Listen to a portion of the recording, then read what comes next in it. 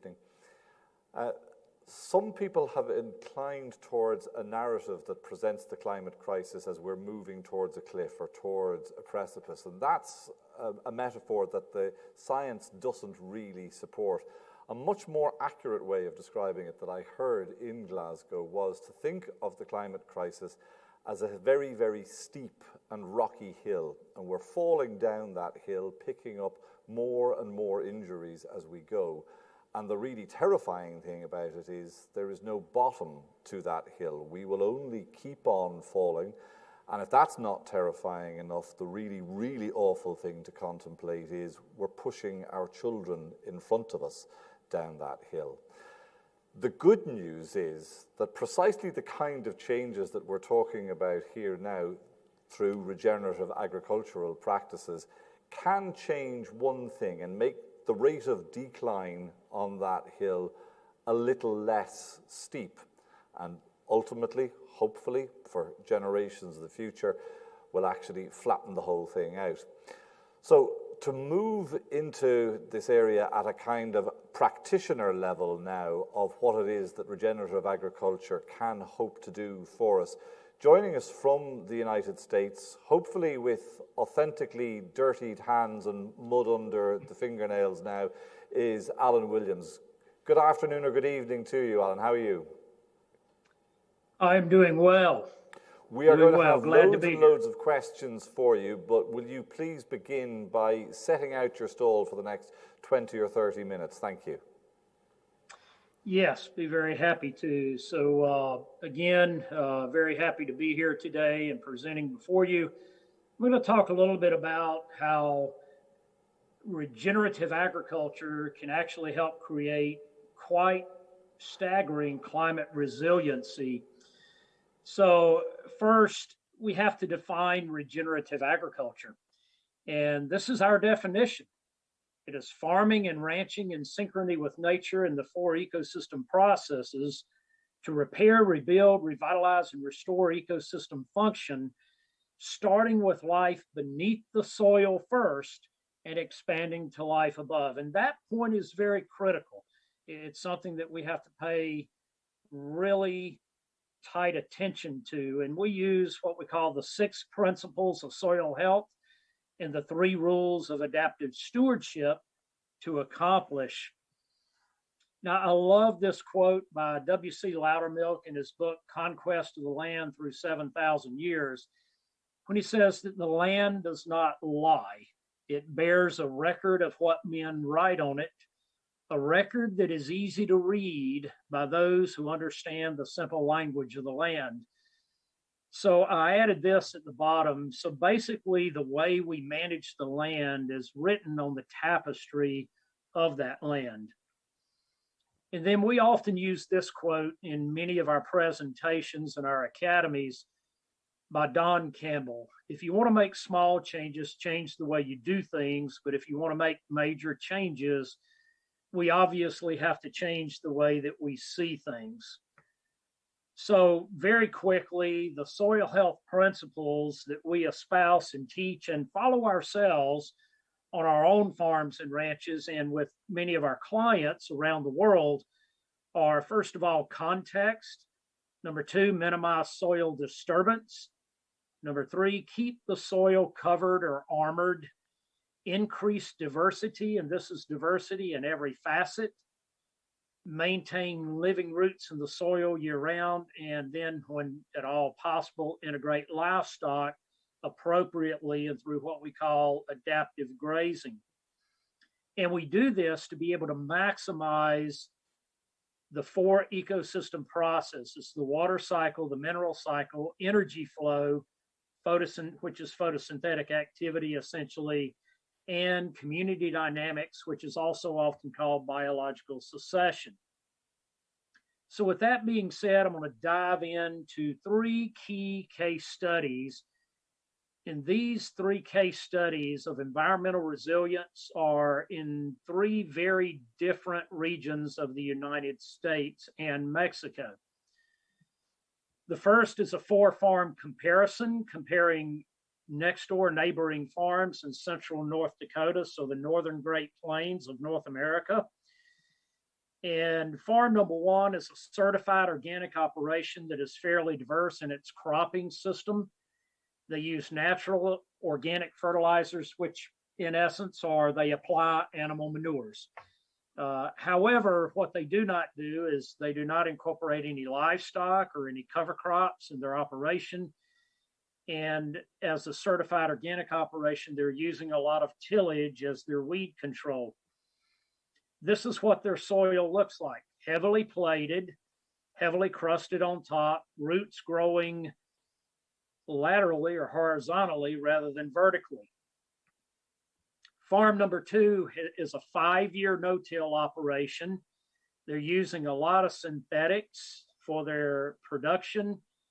They also are lacking in the number of soil health principles that they are applying, as they are not using any livestock integration, no cover crops in their operation, and they're incorporating a lot of disturbance through their high synthetic use. This is what their soil looks like. Again, heavily plated. You can see roots growing horizontally rather than vertically, and they have a heavy crust to the top of the soil. Farm number three is a no-till operation, 20 plus years, fairly decent variety of crop rotation. But once again, they use a lot of synthetics, a lot of chemicals, and they are not incorporating any livestock or any cover crops into their operation. This is their soil. Being a long-term no-till operation, you might anticipate that their soil would be appreciably better than the other two. But as you can see here, it is actually the most heavily plated and compacted of the three that we have shown so far, and heavily crusted on top. So water infiltration rates would be very poor. And I'm going to show you that data in just a moment. Farm number four, however, has incorporated all 6 of the soil health principles. They have been no-till since '93. They grow a diverse array of cash crops, but in between all of the cash crops, they also plant very complex cover crops.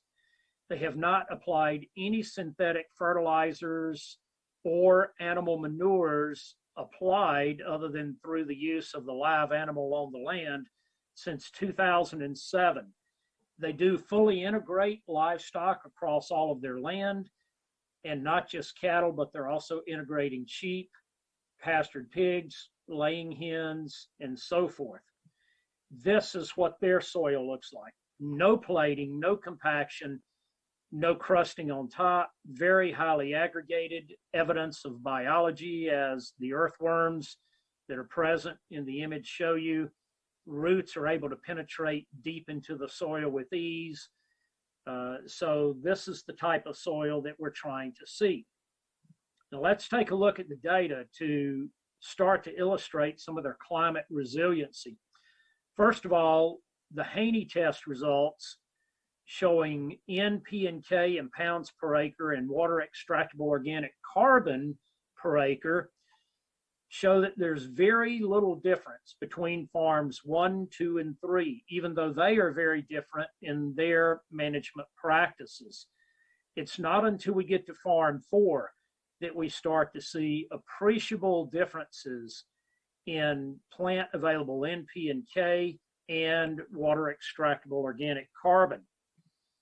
Now, if we look at organic matter, and we know how very important organic matter levels are to climate resiliency, we see that farms 1, 2, and 3 are all below 2%. Farm 4 started there at the same place as farm 1, 2, and 3. But in 2018, when we collected this data, they had built their organic matter up to right at 7%. And today, in re-examining in 2021, they now have organic matter levels that are reaching 11+% in their soils. If we look at soil water infiltration levels, we see that again, there's very little difference between farms 1, 2, and 3, in spite of the differences in production practices, but in Farm 4, this farm is able to infiltrate 20 plus inches of rainfall per hour. Now, that's pretty staggering, and that has allowed Farm 4. Farm 4 actually has now endured in the northern Great Plains of the U.S. 6 straight years of exceptional drought. And yet Farm 4 is still at full productivity. Every farm and ranch around them has had to do significant destocking of livestock, and Farm 4, because of their resiliency built by their tremendous biology, has not had to destock at all during that 6-year time period. We also had an incident that occurred a few years back where 13 inches of rainfall fell in a single 24-hour period on these farms. Farms 1, 2, and 3 flooded, and Farm 4 infiltrated the 13 inches of rainfall without any problem at all. So no flooding occurring. So the resiliency that they have built in, the biology that they have built, the organic matter, and the water infiltration rates have allowed Farm 4 to be resilient both in flooding events and now in a 6-year-long drought event.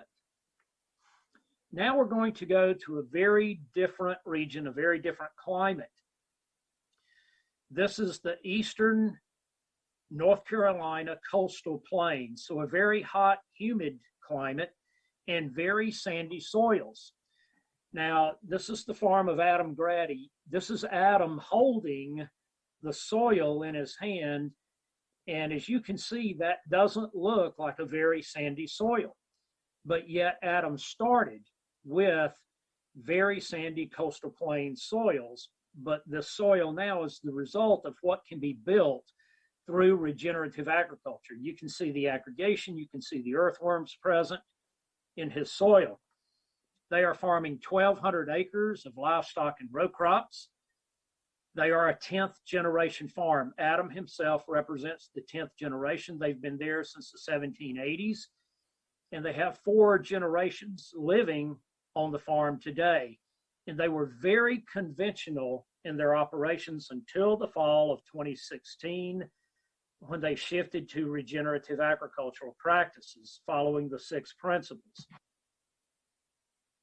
So that was Adam planting green and a roll down cover crop. And now I want to show you the results of that.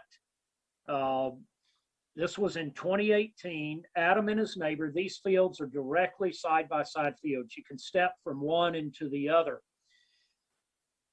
Adam's field, both of these fields were planted by both farmers in the very first week of April. After that, they got significant heavy rainfall for 4 weeks in a row. His neighbor's cornfield, even though it was directly adjacent, directly neighboring Adam's field, his neighbor's field flooded out and he had to replant his corn crop. Adam did not have to replant at all because of the resiliency and the soil biology and aggregation that he had built. I took these 2 pictures May the 30th, so you can see the dramatic differences. And on May the 30th, you can see the water that is still standing in his neighbor's field. There was no water standing at all in Adam's field. These are both dry land fields, no irrigation.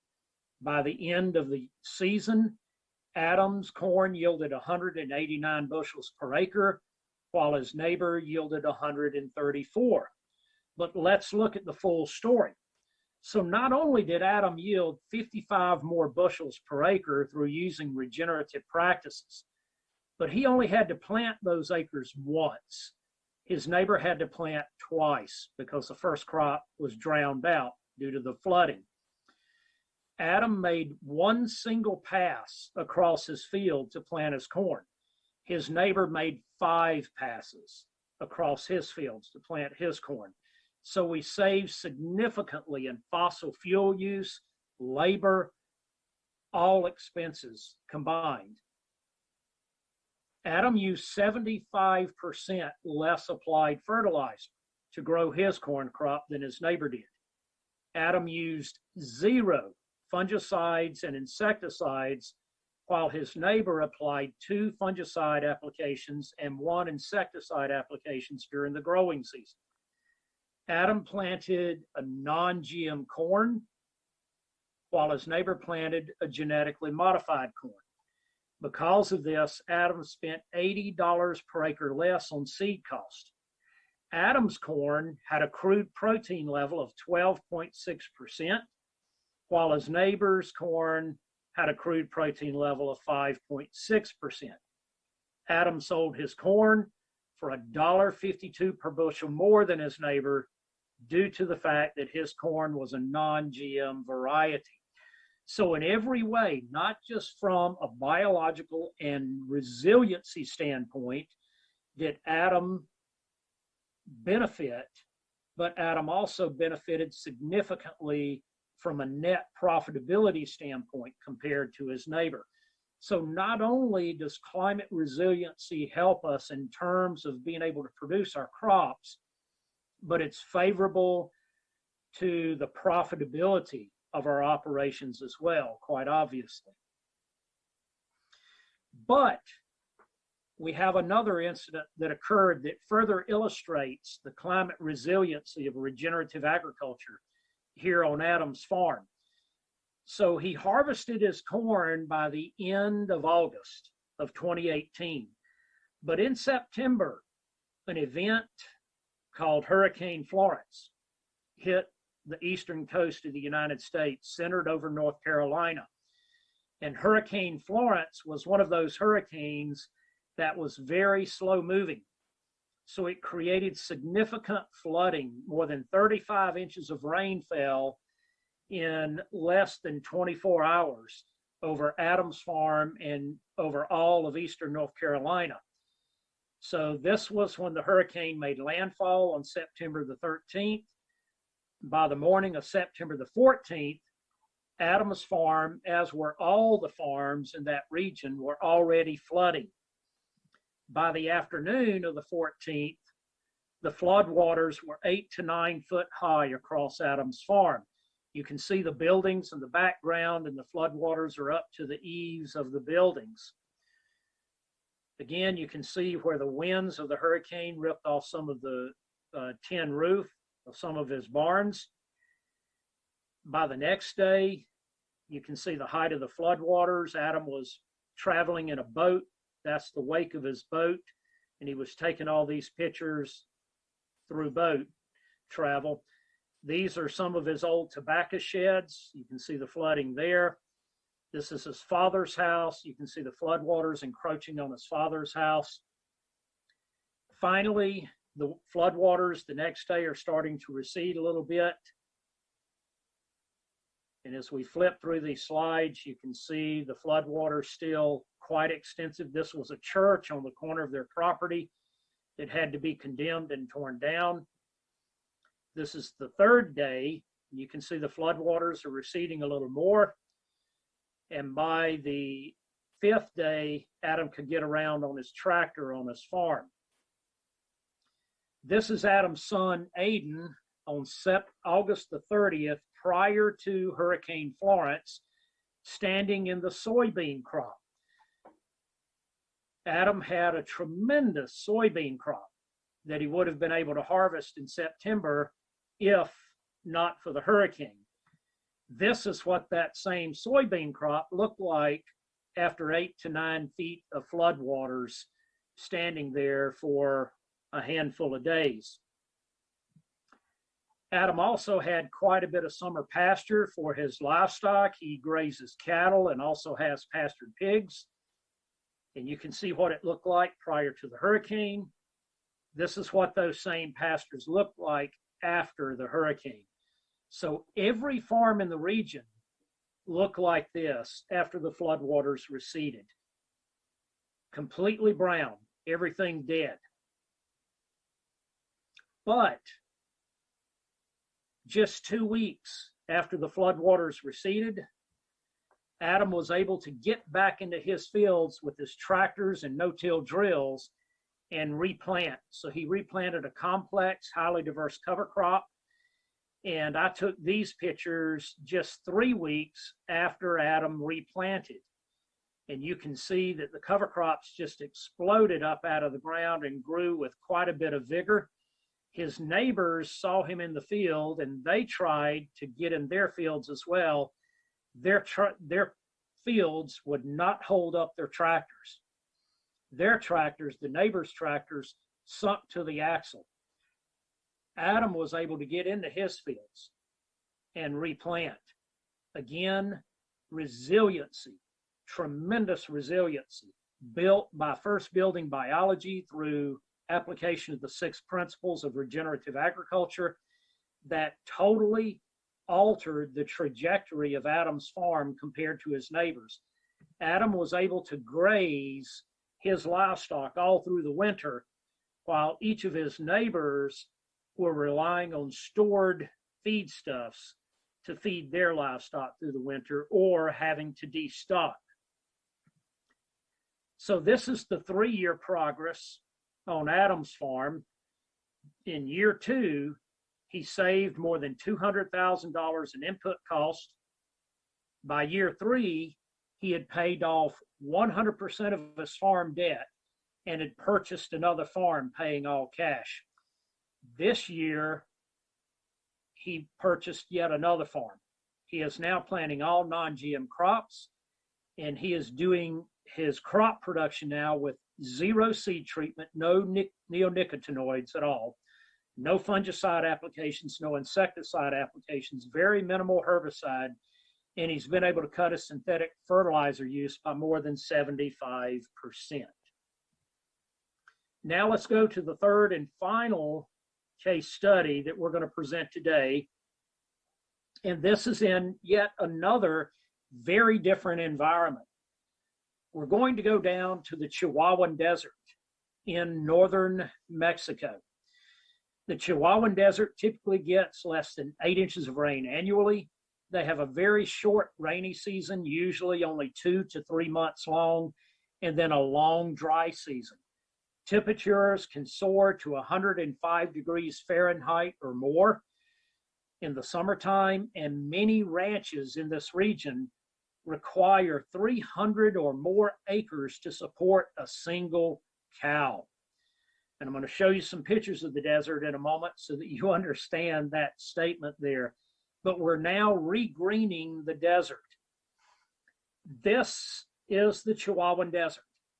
So it is located in southwestern Texas, southern New Mexico, southeastern Arizona, and extends southward into the states of Sonora, Chihuahua, and Coahuila in Mexico. We are actually working with farmers and ranchers on both the Mexican side and the U.S. side of the border to now implement regenerative practices. And I'm going to share with you some of the things that have happened as a result of that. Now, historically, this region was once a vast grassland, but due to very poor management starting in the 1500s with the Spanish incursion, and then through other European settlers moving into these regions, it took less than 50 years of poor agricultural and grazing practices to create desertification, and very intense desertification in this region of North America. So this is what the Chihuahuan Desert typically looks like today. All of these are very recent pictures. So you can understand why it takes 300 or more acres to support a single cow-calf unit. They have to walk a long way between bites. And what we have found is that overgrazing while being understocked led to this desertification. This is a picture of a neighboring ranch to the ranch I'm getting ready to show you. The guy in the center of this picture is Alejandro Correa. Alejandro is the owner of the Las Damas Ranch that I'm going to show you in a moment. and he is also one of our consultants within Understanding Ag. Alejandro is walking on his next door neighbor's ranch. So this is his neighbor's ranch that you are seeing. And we're showing you this on purpose for contrast. Again, another picture of Alejandro's neighbor's ranch. This is a canyon that our group of regenerative ranchers showed us in the state of Chihuahua, Mexico.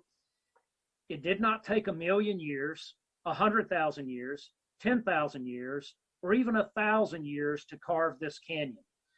This canyon was carved in just 50 years in the desert with less than 8 inches of rain annually. And for reference, and to verify what I'm saying, this is one of our regenerative ranchers, Juan Pablo Almeida, standing down below in this canyon. Up above, you see a 50-plus-year-old barbed wire fence suspended above his head, and some old posts from that fence suspended above Juan Pablo's head. But look on the side of the canyon, the back wall of that canyon. Remember, I opened with W.C. Loudermilk's quote about our management being written on the tapestry of the land. Well, this certainly verifies that. If you look at the wall of the canyon, it tells the story of centuries past. You'll see the deep, dark carbon layer that goes almost 5 foot deep on the walls of the canyon, and then the dark carbon trails from roots that used to extend 20-plus feet deep. So that verifies, along with other written history, that this used to be a vast, highly productive grassland. And again, as a close-up, you see a deep, consistent carbon layer, 4 to 5 foot deep, and then much deeper carbon trails. Now, what we have found in the desert and in other places is that biology actually grows out. We call it the biological ripple effect. And if in the desert and other areas, if we identify areas that we call biological hotspots, through regenerative practices with our livestock, we can grow those hotspots out, and we can cover that bare soil and create far greater climate resiliency.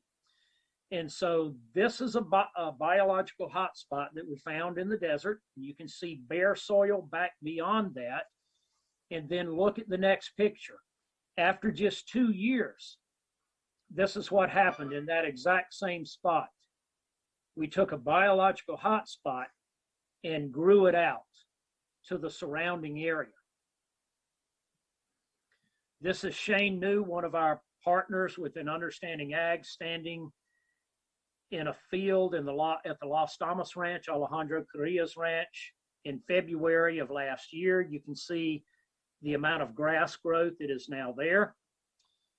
This is a typical view of the Chihuahuan Desert, but this is what these regenerative ranches are looking like now. This is a picture taken on the Las Damas Ranch. So can it be transformed through regenerative practices? So here's your answer. What once was a vast wasteland and 90+% bare soil now is a sea of grass growing across this landscape. Again, more pictures of the Chihuahuan Desert in the sea of grass. We've done a lot of soil health academies there and a lot of other workshops. This is one of our workshop groups looking at the dense forage growth that is now present on the Las Damas Ranch. We don't even worry about the mesquite, the creosote, and the greasewood and the other brush anymore. What we have found is that the grass can literally choke out the brushy species. So instead of the brushy species dominating, the grass growth can overcome and outcompete. I'm going to show you a contrast here. This is Alejandro's neighbor. In the summer of 2018, during their rainy season, they got a grand total of 6 inches of rain for the year, the entire year. After the 6 inches, this is what the neighbor's ranch looked like. This is what Alejandro's ranch looked like after the same 6 inches of rain. I want to go back. The difference between the two is the ability to be able to stimulate and create biology and to cover bare soil through the latent seed bank. Alejandro did not spend any money on seed. No seed was planted here. No fertilizer was used. There was no irrigation water and no mechanical or chemical intervention whatsoever. This is solely due to the action of livestock and temporary fencing, moving every day under adaptive grazing principles. What you see growing here appeared from the latent seed bank. The seed had been there for centuries, and it's reappearing with the right practices. This year, the Las Damas Ranch actually received a total of 10 inches of rain during their rainy season. And this is the result. That's Shane New, again, one of our partners, standing there. And you can see the tremendous explosion of growth on the Las Damas Ranch. Now, Alejandro's ranch this year received 10 inches. His neighbors did not. His neighbors received less than 8. Alejandro is now actually receiving more rain. He has created a microclimate on his ranch, as have many of our other Mexican and U.S. ranchers. And I'm going to show you evidence of that to finish out. This is also what happens. The plants become far more resilient. The plants shown in the picture on the left are the exact same species of plant as those shown on the right. This is tobasa grass. 2 different ranches, neighboring ranches. The difference is the biological resilience built in the soil. It literally changed the morphology and physiology of the grass. And again, a close-up, you can tell a significant difference in the 2 grasses. And there was also a significant difference in their nutritive value. They don't use any excuses in their grazing, even when they get up into the very rugged Sierra Madre country. They use any natural structure, rocks, brush, trees, shrubs for post.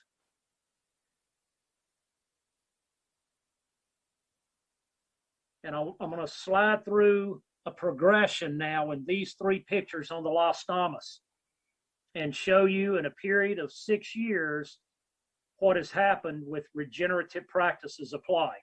So pay attention to the mesquite shrub there. And the pictures were all taken from the same vantage point. This was a Las Damas in 2015. He was starting to make progress and starting to cover bare soil, but you can see there is still an extensive amount of bare soil. This is that same area in 2018. Again, he had made additional progress compared to 2015.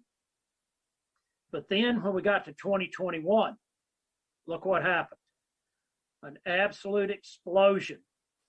So as his rainfall increased from an average of 6 inches a year to now 10 inches, just 4 more inches of rainfall, he had an absolute explosion of plant growth and plant species diversity. So these are the results that have happened at the Las Damas due to regenerative practices and increased resilience. He has increased his net revenue by 350% to date. He's increased his forage biomass production by more than 4.5 times. His cow numbers have increased more than 2.5 times, while adding a very large amount of sheep to the ranch. And we are also seeing a significant increase in endangered birds and wildlife species that are now present on his ranch. I love this quote by Masanobu Fukuoka, who wrote, one straw revolution. He said, it was in an American desert that I suddenly realized that rain does not fall from the heavens, it comes from the ground. Desert formation is not due to the absence of rain, but the rain ceases to fall because the vegetation has disappeared. That is exactly what has happened in most of our deserts globally. And I also love this quote by my partner, Gabe Brown, where he says, it's not how much rain you get that matters, it's how much you keep, or even how much dew you were able to keep.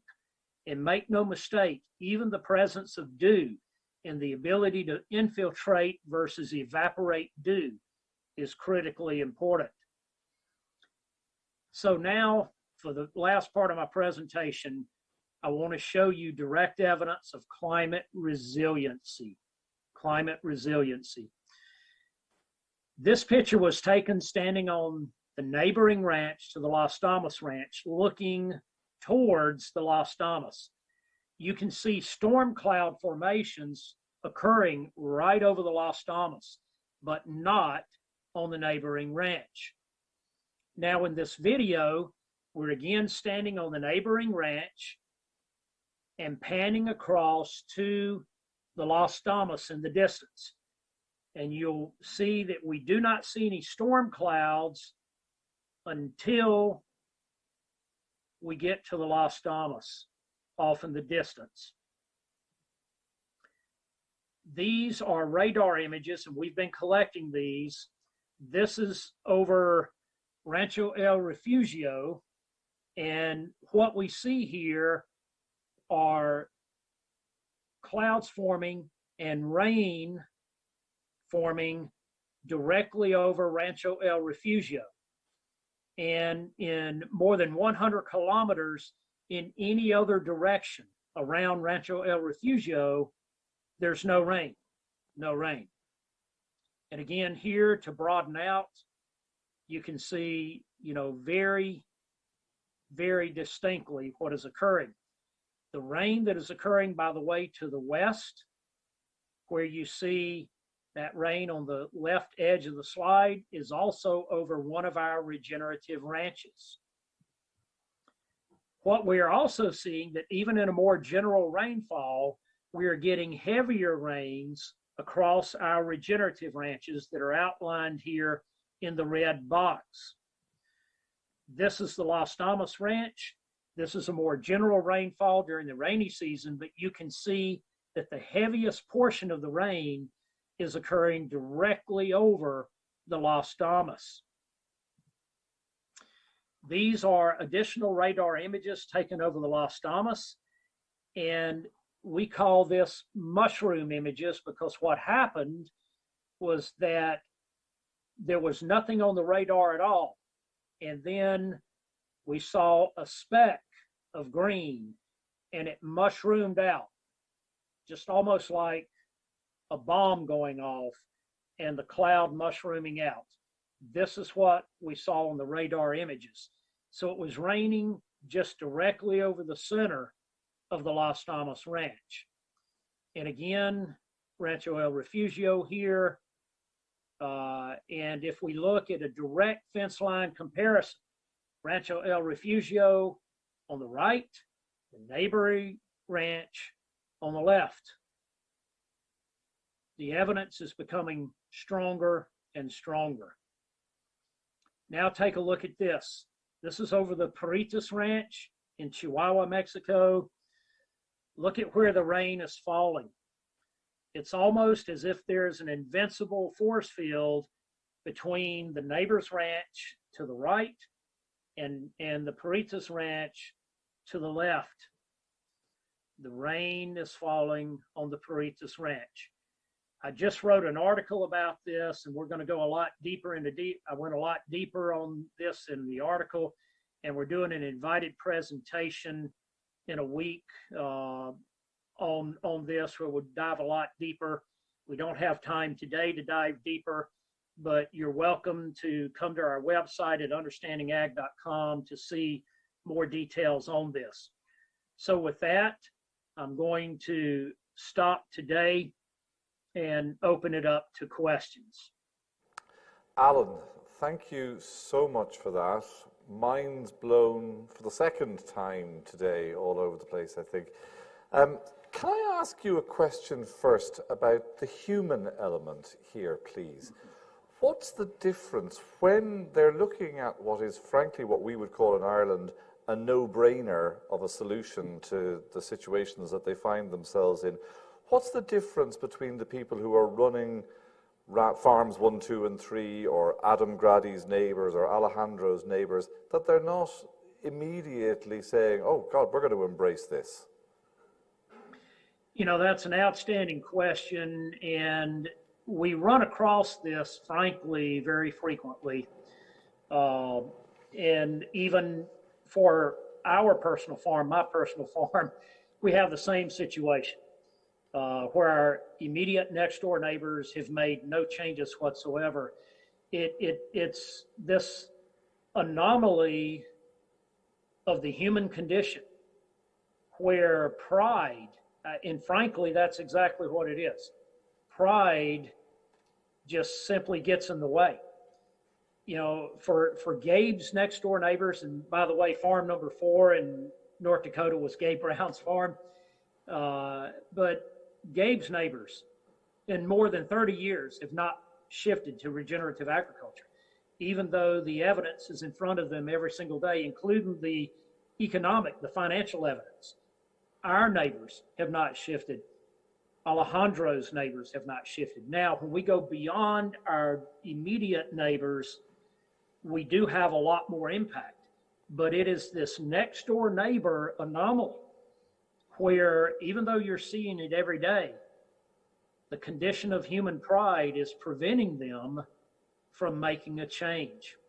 So it's sad, but it's very true. Okay. Tell me then, for Adam Grady, and incidentally, there are 5 million people on the island of Ireland who would like to tell Adam that he's pronouncing his surname incorrectly, but we'll leave that to another day. Tell me, is the lesson from Farms 1, 2 and 3 then, when you compare it to Farm 4, that you have to embrace all of the practices? Yes, most certainly so.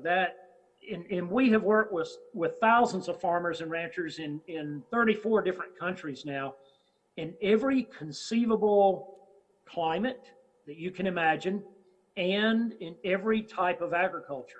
And make no mistake about it, the most significant progress and the fastest rate of progress has always occurred when you embrace and practice all 6 of the soil health principles. Okay. And I don't mean to be glass half empty here, but I am going to be in Chihuahua, where you have all of this extra growth and extra vegetation. Is there an increased risk of wildfire during the drought periods, or has the soil and vegetation retained that much moisture that it's not an issue? That is an outstanding question. And obviously, as most anybody in the world knows, in the entire western half of the U.S. and Canada this year, there were significant wildfires that occurred. But what we are finding is precisely that. We have clients whose ranches are centered in many of these regions this year where these fires occurred, and yet their farms, their ranches were spared because of that exact reason. The ability of these much more highly aggregated, biologically active soils to retain a lot more moisture has been very, very favorable for them. So it is not creating a condition conducive to more wildfire. Actually, it's doing the opposite. Has the U.S. agricultural system, has the Department of Agriculture embraced what it is that you're teaching? Are there supports? So in February of this year, Secretary of Agriculture Tom Vilsack started the first ever regenerative task force. And I am one of a handful of people that are serving on that task force. So we have routine meetings with Secretary Vilsack and his key people. And at least at this point in time, we now have a voice, and the voice is being heard. But make no mistake about it, politics are still politics. And, you know, it's still a massive ship to turn. So we're making progress from a governmental standpoint.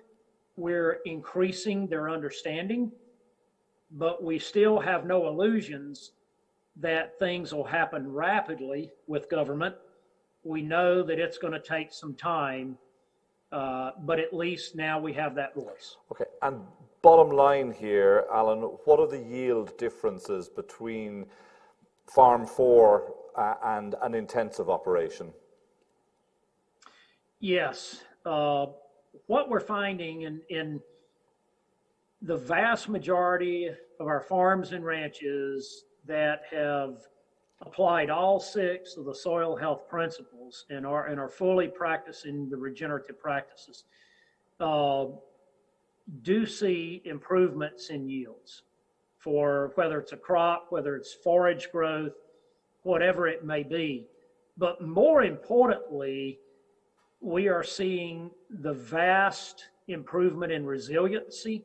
So when stressors are experienced, just like we illustrated with Adam Grady with the hurricane, when stressors are experienced, they're able to recover much more rapidly from those stressors and to keep moving forward. But the third thing that's happening here, beyond improvements in yield, significant increase in resilience during stress periods, is that we are seeing very significant improvement in net farm profitability and quality of life. So that's one of the things that almost all of our regenerative farmers and ranchers note within the first year or two, that their profitability improves and their quality of life improves. Okay. And have you any metrics on carbon sequestration on any of these farms? Yes, we do. We actually do, and I've presented a lot of that in the past. We've written articles about it. We're continuing to collect that data as we speak, and will continue to do so. But just as an example, we did some direct neighbor comparisons, just like the farm 1 through 4 comparison that I showed. And what we have found is that many conventionally managed farms that are grazing, so grazing farms, are sequestering at best a half ton to maybe a ton per acre annually.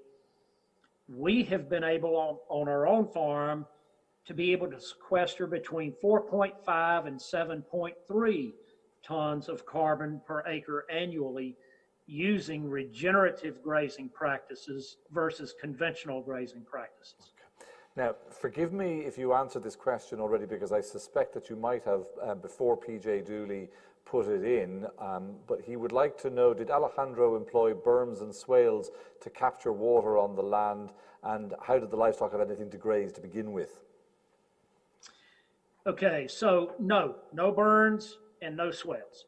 So no mechanical intervention of any kind, and no prescribed fire, anything like that. Again, the only tools that were used were livestock, the movement of the livestock, strategic placement of water for drinking, no irrigation whatsoever, and temporary fencing. So those were the tools. So what happened here, you saw from my slide there when we showed his improvements, he's been able to significantly increase his livestock carrying capacity. But initially we started with what the ranch would support at the beginning, and we did not increase right away. Rather, what we did was we identified the biological hotspots on that ranch, and we grouped those animals up under tight density on those biological hotspots. Tight density, very, very short duration, and then moved them forward under lower density in the areas where we had more bare ground showing. And what happened was the animals, when we had that high level of biological impact and fertility, natural fertility applied through their manure and urine on those biological hotspots, they immediately started growing out. It's like throwing a pebble into a pond, you get the ripple effect. You know, the ripples are small and centered around where the pebble landed initially, but they keep growing out and out and out to the boundaries of the pond. The same thing happened here on the Las Tamas, the Peritas, and many of these other ranches, where we identified biological hotspots, focused our efforts there, grew the biology out in that biological ripple effect. Okay. Porrick Dunleavy would like to know, was Roundup or glyphosate used in terminating the cover crop on Adam Grady's farm in North Carolina? Roll down. So it was just simply a roller with chevron blades that was fitted right in front of his no-till planter. And so as he planted, he did all of this in a single pass. As he drove through the pasture, the roller in front of the planter was rolling down and crimping the cover crop. And you notice the degree of maturity on the cover crop. He had the right degree of maturity, and so he was immediately planting into that roll down. We call it planting green. Okay. That's what he did. Ian Gold would like to know, are the rules around crop insurance in the States part of the problem in addition to pride? Yes. And not just our federal crop insurance, but a number of our other federal government policies, USDA policies, have been actually an impairment. And we have been very straightforward with Secretary Vilsack about this and the need to be able to positively alter these policies. It actually, the federal crop insurance program and the parameters around that are antagonistic to being able to plant and maintain a good, highly diverse cover crop. So yes, that absolutely is keeping some farmers from making this change. Okay. Sean McGlone, sitting beside me, is jumping out of his chair to throw as many questions at you as you'll possibly take. I will limit them to 3 maybe. One, go for it, Sean. Okay.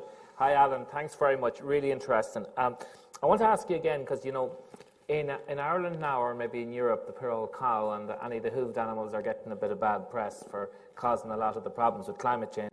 So it's really interesting to hear you talk about the role they have in stopping desertification.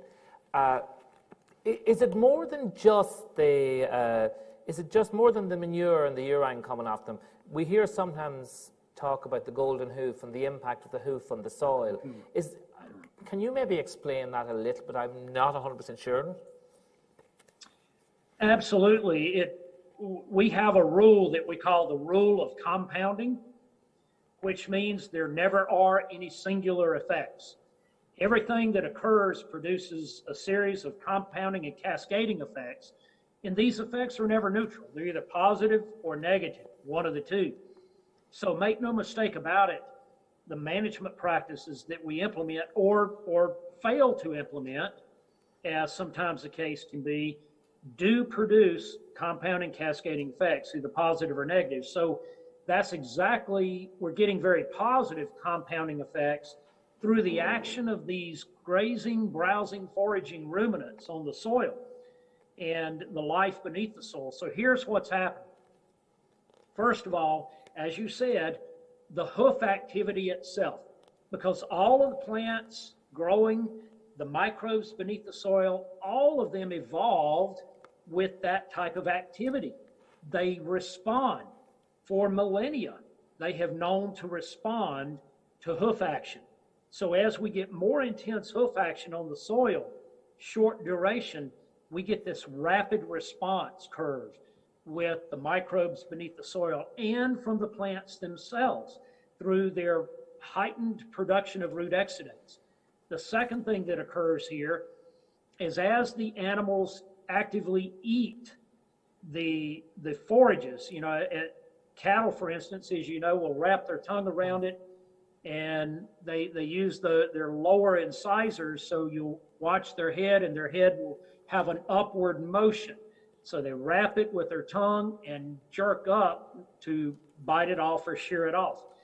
That biting, shearing action sends an immediate signal to the plant to say, I have been injured, I've been insulted, I need to heal, and therefore I need to immediately start capturing more photosynthetic activity from the sun and produce more root exudates to feed the microbes beneath the soil, to trigger them to then go capture more minerals in the soil to feed that plant, so that plant can rapidly repair itself. But that's not the end of the story. The other things that happen here are that the saliva from the mouth of the animal as it's grazing is loaded with billions of favorable microbes that are then coming in contact with the plants and the soil and creating microbial quorum sensing, or an immediate growth response out of the microbes in the soil. As those animals walk across that landscape, they are shedding billions of microbes off their hair coat onto the plants and onto the soil. And through their manure and urine, they're shedding microbes from their gut back out onto the soil. So we get this tremendous microbial quorum sensing occurring that cannot occur mechanically or chemically. I have two more questions, Alan, if you will indulge us, please. First, John Geraghty, who's here with me on the stage. Alan, fantastic. Really enjoyed that. Gabe Brown actually was Farm 4, as we know now, and a lot of people don't realise that Gabe's success was born out of 4 consecutive failures, crop failures, years back. But I was just interested looking at the soil organic matter, which explains the build-up of soil carbon. And farms 1 to 3, they had less than 2% soil organic matter, whereas Gabe's, he was 6.9. And I'm wondering, over the period of time, does that increase, is it greatest in the first 5 or 10 years after you apply the 6 principles? Or, because you see, I'm thinking about this from a policy point of view, we have 5-year policy cycles, so we've got 5-year support programs. And if we could get, for example, by applying 6 principles in an agri-environmental scheme, could we actually change a farmer's, production system over to one that is more regenerative and can continue to improve? Very good question, and absolutely we can.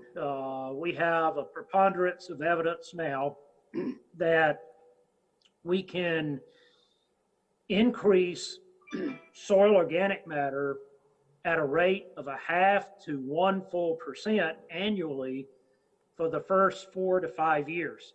Now, after that, it sort of thresholds, and we still get some incremental increase, but the increases come slower. But in the first 4 to 5 years, we can make substantial progress. And one example is a farm that we have ourselves. And in year 1, I started with a soil organic matter of 1.3%. By year 5, I was at 5.2%. Okay. And finally, we have a question from the floor. Sorry, I don't know your name? Hang on, Oisin, we're just going to get a microphone to you now. Hello, thanks. Thanks for the presentation, Alan. Great information. Just wanted to ask, I suppose, if you have experience there with no-kill pasture cropping, if any of the farmers experiment with that, sowing cereal crops or row crops direct into grassland. Yes, absolutely. And we're seeing more and more doing this, and actually I'm doing this myself, and it can be successful. The key is don't start with that, because it'll be very difficult initially. You must first start with implementing the 6 principles, building that soil biological population and balance. We've got to have a balance between the fungal, bacterial, and protozoa and all of that, and building the aggregate. once that's really the key. Once we build the biology, the biological balance, at least to a certain extent, and build a deeper degree of soil aggregate, then it becomes far, far easier and more successful to start doing this polycropping. And so actually what we're doing now is we're planting multiple species of small grains all together rather than monocultures, and we're harvesting them together, and we have a clipper seed cleaner, and so we can plant these now no-till drill into perennial pasture, let that grow, take our combine and harvest that, run it through the seed cleaner to clean and separate, and it's working quite well. So yes, but implement the 6 practices and build biology and aggregation first before you attempt that. Alan, thank you so much. That really has been the outstanding contribution of the day so far. And I think we are all really indebted to you for taking the time to talk to us. It's very, very much appreciated. We'd give you a round of applause if we weren't all flown all over the internet. Just please accept our virtual round of applause and our gratitude for sharing your time with us. All of which really rather puts it up to poor old Jack Nolan from the Department of Agriculture to folly that which he will be doing after a short break.